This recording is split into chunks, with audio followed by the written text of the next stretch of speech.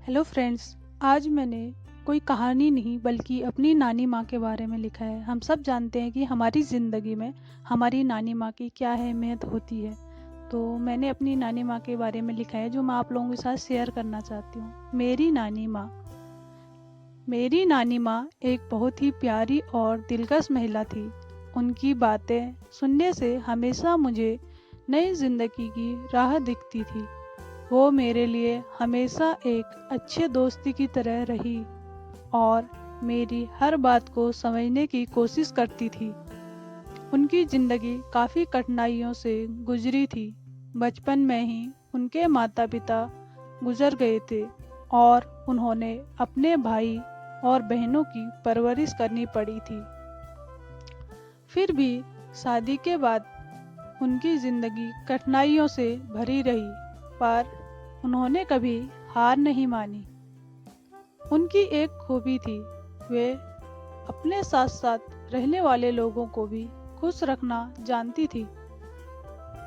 और जब भी वे हमारे घर में आती, कोई मेहमान आता तो उन मेहमानों को भी वह खुश करना जानती थी।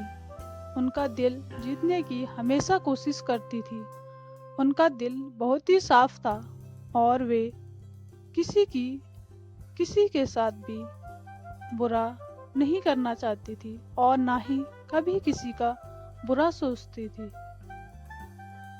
नानी माँ का एक और शौक था, वे हमेशा भजन और कीर्तन करती रहती थी। उनकी आवाज़ इतनी मधुर थी कि सुनते ही दिल को सुकून मिलता था।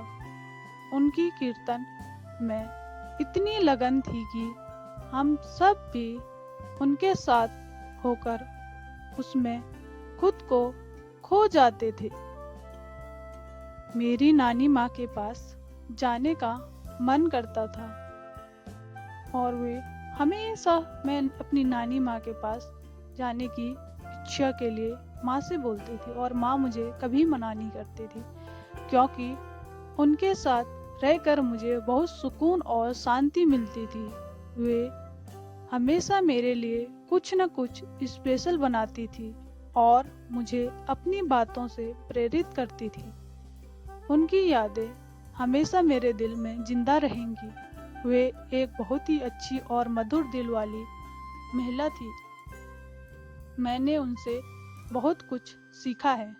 वो मेरी जिंदगी का एक अहम हिस्सा रहेंगी, हैं और आगे भी रहेंगी। मेरी नानी माँ।